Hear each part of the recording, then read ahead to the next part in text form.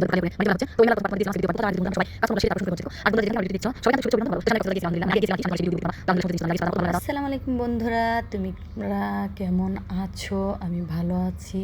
তো কোথাও যাওয়ার আগে যদি বন্ধুরা আমরা সবাই কাজকর্মগুলো সেরে তারপরে সুন্দর করে ঘরদর গুছিয়ে পারলে রান্নাটা শেষ করে যদি যাই, তাহলে দেখবা যে কোথাও থেকে এসে মানে আমরা যদি 2-4-5 ঘন্টার জন্য কোথাও যাই, তাহলে মনে করো কাজকর্ম করে রান্নাবান্না করে গেলে খুব ভালো হয়। বিশেষ করে বিকেল টাইমটা, দুপুরে পরে যাওয়ার বিকেলে যাও, রাত্রে যদি 8-9টা কি 10টা বেজে যায়, তাহলে কিন্তু বন্ধুরা বাসায় এসার মন চায় না যে কিছু করি, রান্নাবান্না করি।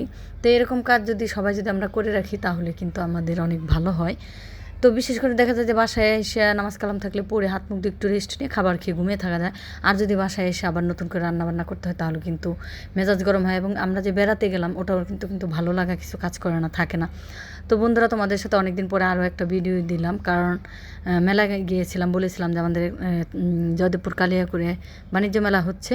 তো ওই মেলার প্রথম পার্টটা তোমাদের দিয়েছিলাম, আজকে দ্বিতীয় পার্ট দিলাম। তো তোমরা দেখতে থাকো। তো দোকানের কিন্তু অনেক কিছু চলে গেছে, আমি ওখান থেকে অনেক কিছু জিনিসপত্র দেখতে পাচ্ছ যে আমি অনেক কিছু জিনিস তোমাদের দেখালাম, ওখান থেকে অনেক কিছু জিনিসপত্র কিনে নিয়ে আসছি। এরপর একটা কাটার ম্যানের দোকান দেখছিলাম, অনেক কথাবার্তা বললো, কাটার ম্যান অনেক কিছু কাটার বেচছিল। আমি কিন্তু কিনি নাই, কাটার আমার প্রয়োজন নাই। আর এইখানে আমি এসে অনেকগুলা আচার দেখছিলাম। তো আমার বৌমার জন্য কয়েকটা আচার মিলিয়ে আমি কিন্তু 80-90 টাকার আচার কিনেছিলাম। তো বাসায় এসে খাওয়ার পর দেখলাম না, আলহামদুলিল্লাহ আচারগুলো মজাই। তো এরপর অনেক সাজগুজ, যখন আমরা বন্ধুরা প্রথম গিয়েছিলাম তখন বিদ্যুৎ ছিল না, বিদ্যুৎ থাকার না কারণে বিদ্যুৎ নাই, শুধু আইপিএস দিয়ে চলছিল দোকানগুলো। তো বিদ্যুৎ আসার পরে কিন্তু সুন্দর লাইটিং করার পরে কিন্তু মেলার জায়গাটা আরও বেশি সুন্দর হয়ে গিয়েছিল। তো বিশেষ কিছু কারণে, অসুস্থতার কারণে, বিশেষ কিছু কারণে কিন্তু ভিডিও দিতে পারিনি। তোমরা আমার পাশে থেকো।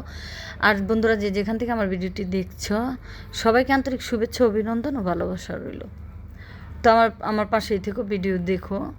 তো এখানে দেখতে পাচ্ছ যে আমি আবার ওই যে পিছনে ঝাড়বাতির মতো পানি উঠতেছে, আবার সুন্দর আলো জ্বলতেছে। এখানে আমার বড় ছেলেকে বললাম আমাকে 2-1টা ফটো তুলে দিয়ে। তো ছোটো ছেলেকে ডাকলাম, আসো। তো ছোটো ছেলে তো আসবেই না। তো আমার এই ছেলে হইলো যে কোনো জায়গায় যাই না বন্ধুরা, যে কোনো জায়গায় যাই, সেখানে গেলেও দেখবো যে আমার ছেলে ছবি উঠবে না। তো সামনে আমি কক্সবাজার গিয়েছিলাম, আলহামদুলিল্লাহ, মানে আগে গিয়েছিলাম আর কি, সামনে তোমাদের সেই ভিডিও দিব, দেখতে পারবা। তো আলহামদুলিল্লাহ, সমুদ্রের জিনিস তো জানো, যারা গিয়েছো তারা জানো কত ভালো লাগে। আর যারা যাওনি, আলহামদুলিল্লাহ, দোয়া করি তারা যেও। আমি কিন্তু আরও কয়েকবার যাওয়ার ইচ্ছা আছে বেঁচে থাকলে।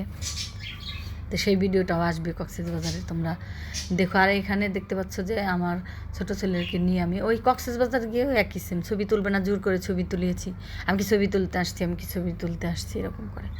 তো এরপর আমার ছেলের বন্ধু, আমার ছেলে মানে সাংবাদিকতা করে, ওর ফ্রেন্ড, উনি আবার আমাদের অনেক কিছু কিনে দিল।